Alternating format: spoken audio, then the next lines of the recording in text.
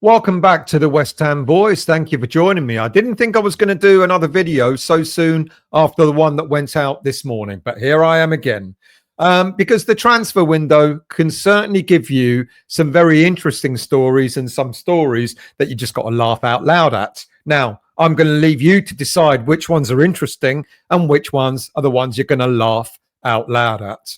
However, before I do any of that, we've got to wish West Ham United's, or ex-West Ham United's, Pablo Fornals. We've got to wish him luck for tonight when he's facing Chelsea in the Europa Conference League final. Look, Pablo could make history tonight. I think he would be the first player, if Real Betis win the cup tonight, he would be the first player to win it under two different clubs. Good luck, Pablo. We wish you all the very best. Go out there and get the winner, mate, because you would absolutely deserve it. Now, whilst I was writing the notes for this particular show, as I was writing the script notes, news came in that Liverpool will be interested in listening to offers for, I'm going to get the pronunciation wrong, they'd be interested in offers for Caoimhin Kelleher.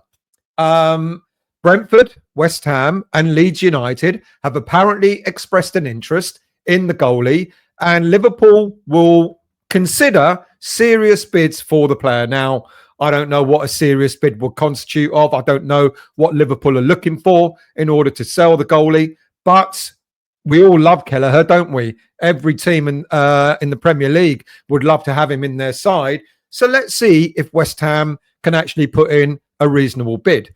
However, it could come at a price, because it could mean that Liverpool will turn around and say to West Ham, yeah, you can have him, so long as you negotiate a player that we want from you. And that, of course, could mean Mohammed Kudus going to Liverpool. I'm going to talk about Kudus in just a moment.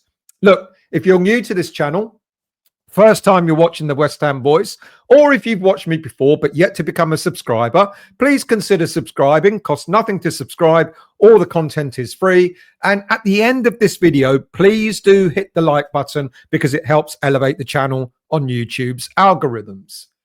So the transfer window and the rumours that go with it are well and truly underway.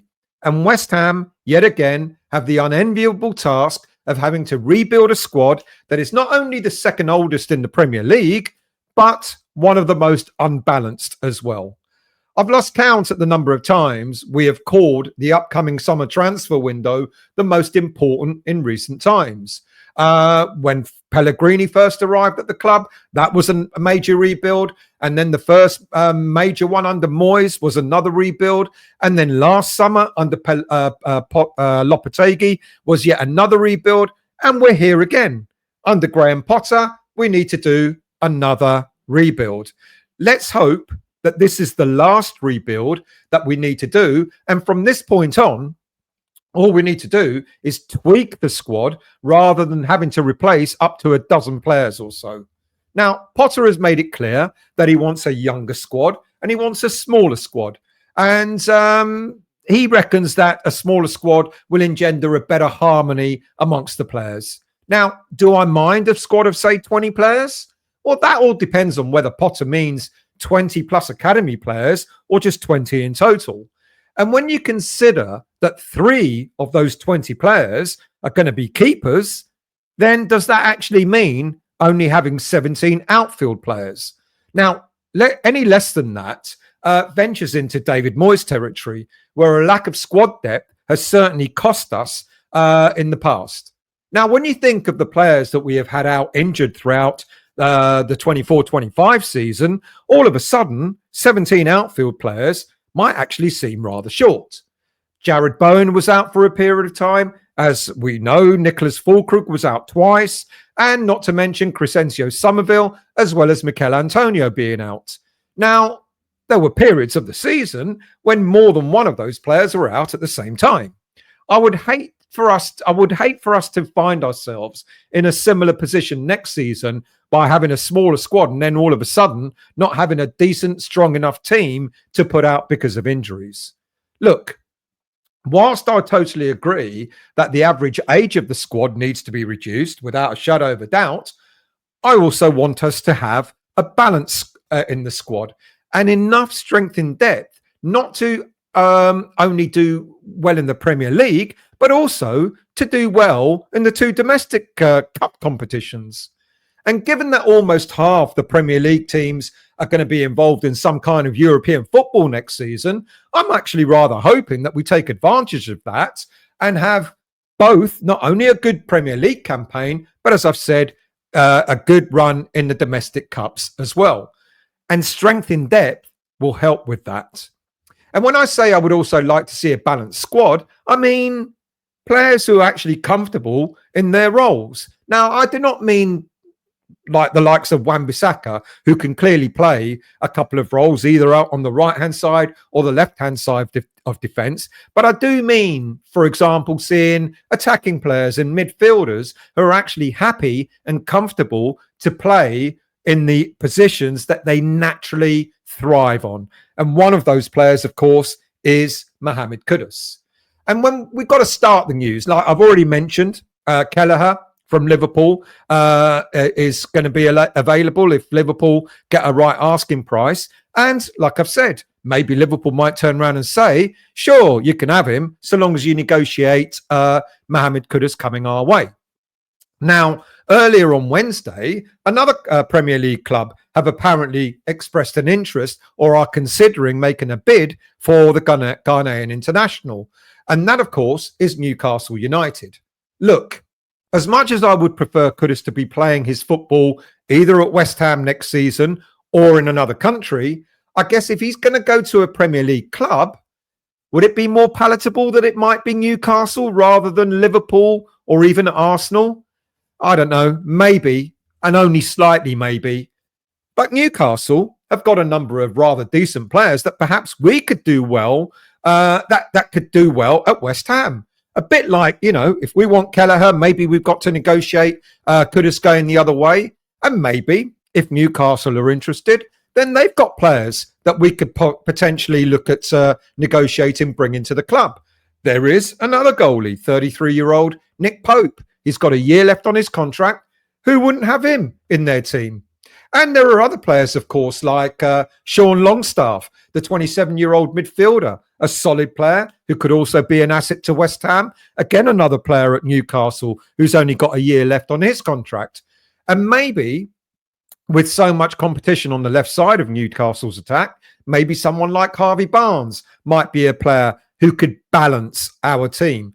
Kudus has looked really uncomfortable, hasn't he, playing in the position that he's been asked to play, first by Lopetegui playing him out wide on the left, and then by Graham Potter playing him a bit more centrally, but one of a two-pronged attacking player. He just hasn't looked comfortable. What we are obviously hoping for with regards to Kudus is that a number of teams express an interest in him. And so if he's to be sold, that we perhaps might have a bidding war starting for him, because that would certainly help us to negotiate with teams that want him if they've got players that we might want to bring into West Ham.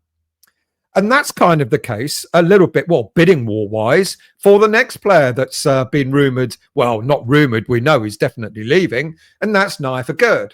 Now, we already know that his current loan team, Real Sociedad, would prefer to keep the player, but three other teams have apparently come to the forefront in the last few days. Atletico Madrid have qualified for next season's Champions League and see Aguerd as being an ideal player to strengthen their defence. Marseille, who have also qualified for the next season's Champions League, are also rumoured to want the Moroccan international. And finally, there's apparent interest from Bayer Leverkusen, again another team in the Champions League next season. And with Jonathan Tah leaving, they're looking to bring in a replacement. So if there are at least four teams interested in the defender, there's a very good chance that a bidding war may happen, and we may recoup almost all of the £29 million fee, £30 million fee that we paid for him. I'm guessing if there's a bidding war, we should at least get 25 million for him. Next up, with Aston Villa not qualifying for Champions League next season, there may be a need for them to offload players to balance because of PSR rules. Now, whilst there are several players who Villa would want to offload sooner rather than later, they may be forced to sell one of their prized academy player assets. And that, of course, is Jacob Ramsey. Now, a report on Tuesday suggested that West Ham would be very keen on talking to Villa about a 35 million pound deal for the 24-year-old midfielder. But would Villa really, first of all, would Villa really want to sell that player? And secondly, would they really want to deal with West Ham United after all the fiasco that we had over the past year or so over John Duran? Look, when it comes to PSR, he would definitely give Villa a clear profit, given that he was an academy graduate. But the sale of a player who scored 4 goals and 7 assists certainly won't go down well with their fan base. I would expect that Aston Villa would play hardball with West Ham if we really were interested in bidding for him, and they would demand a huge chunk of that contract value, or that transfer value, should I say, up front, which would almost certainly rule West Ham out of the running. And what about some other stories? Well, there's quite a few to catch up on, so I'm going to go through them quite briefly. Maxwel Cornet may soon become a valuable asset to West Ham United. Now, I'm sure you're all aware that Cornet went on loan to Italian club Genoa last season. The Genoa manager, who's the former Arsenal midfielder, Patrick Vieira, likes the Ivory Coast player. And despite his recent injury, which has seen him miss a chunk of the end of the season, Vieira apparently wants to extend Cornet's loan deal into next season. In the meantime, West Ham are said to be interested in Genoa's Danish midfielder, Morten Frendrup. Now, the 24-year-old midfielder is highly rated and is described as being an all-rounded midfield player and the type of box-to-box midfielder who could spark West Ham's midfield back into life. He still has 3 years remaining on his contract, but it's apparently valued at something like just £17 million. If he's that good, I guess he'd be a bargain, wouldn't he? And with Cornet potentially being thrown in for good measure to stay on loan or maybe even move to Genoa on a permanent basis, West Ham might well be able to agree a deal to bring Frendrup to East London. Another player that's apparently on our radar, but this is not really new news, is James McAtee. Now, apparently, we're very interested, as reported by The Athletic earlier on Wednesday. However, don't get too excited because another 20 other teams around England and Europe are also very interested in the player. Another player that has been spoken about before is Southampton's Taylor Harwood-Bellis, the central defender. Now, should we be targeting Harwood-Bellis? At 23, he'd certainly be the right age to bring our average age of the squad down. But and he's also had a season in the Premier League, so he's got experience under his belt, albeit a very disappointing one. Now, let's remember, Southampton conceded 86 goals in the season that's just passed. Many fans would rightly question whether we should really be going anywhere near defenders from any of the 3 clubs that have been relegated. But despite Southampton's woes, Harwood-Bellis himself has received huge plaudits for his performances and was even selected for the England squad during last season. The former Man City academy player has still got 3 years left on his contract at Southampton, but guess what? He's now a Will Salthouse client. Look, I expect to see some movement on this player. I expect to see some interest on this player from West Ham, and with a value of just up to £20 million, he might certainly be a lot cheaper, he certainly would be a lot cheaper than the centre-backs that we bought, and maybe worth an investment. Now, on Tuesday, a new transfer name appeared, again from The Athletic, suggesting that we're looking to sign Club Brugge midfielder Raphael Onyedika. The 24-year-old Nigerian international is valued at £17 million and a defensive midfielder by trade. Now, he certainly has a big presence in the middle of the park, and if we're going to lose Guido Rodriguez and Edson Alvarez, this player could do very well in coming in to replace them. He's been with Club Brugge since 2022 when he signed from Danish club FC Midtjylland, which was Winston Reid's old former club before he joined West Ham. So it's going to be interesting to see whether we pursue that particular interest as well. Now, our scouting of the Irish League continues, and after the signings of Patrick Kelly, Callum Marshall and Sean Moore, 16-year-old Joel Kerr is the latest young Irish player to be coming to West Ham United. Now, he's already signed a 3-year deal, a 1-year scholarship and a 2-year pro deal, and will be joining West Ham this coming summer. So it would be interesting to see how he progresses in the academy next season. Now, despite being mentioned about a week or so ago, Ryan Cherki is certainly a player that may well be worth getting to West Ham United. He's been described as the new Dimitri Payet. Now, with Lyon struggling financially and with the fact that the club still owe us money for Said Benrahma, Cherki could well be a good shout to bring to West Ham. Now, it's been suggested that Lyon still owe us up to £12 million on the Benrahma deal. And with Cherki being valued at around 30 million, maybe we could look at bringing the player in for just over 20 million pounds. But there's other things to consider as well. Cherki is quite sought after and potentially may well bring a bigger value from other clubs around Europe. The only other problem, of course, with Cherki is that he plays out on the right-hand side of attacking midfield, the Jared Bowen position. So does that mean that we'll end up getting a player that I'm not so sure we actually really need? That's the interesting bit about that. You know, I mean, we're already struggling with Mohammed Kudus being played out of his favoured position, which is on the right side of attacking midfield. Would we end up getting Cherki and having the same problem again? Now, with the spotting of teenager Daniel Cummings from Celtic, he was spotted at the last home game against Nottingham Forest just over a week ago. There has been confusion over whether he's going to come to West Ham to play in the senior team or not. Now, different rumours are abound. Like, apparently, Graham Potter has apparently promised Cummings first-team football. You can't promise anybody first-team football, especially when they've certainly not been playing first-team football for their current club, you know, in this case, Celtic. Now, the story that's come out only the other day, I think it was Tuesday or Wednesday, is that Potter has made no such promise at all. And it was Mark Noble that's identified this 19-year-old and has identified him to be playing in the academies, in the development squad, rather than the senior team. I expect Cummings to be coming in, proving himself, maybe going out on loan to maybe a championship team, and it will probably be a season or so before we see any sign of him coming anywhere near the West Ham senior team. And finally, with rumours last week suggesting that Thomas Souček could find another club, there was a story of Graham Potter apparently already having found his replacement. Now, this isn't the first time we've been linked to Colombian player Richard Rios, who plays for Brazilian club Palmeiras.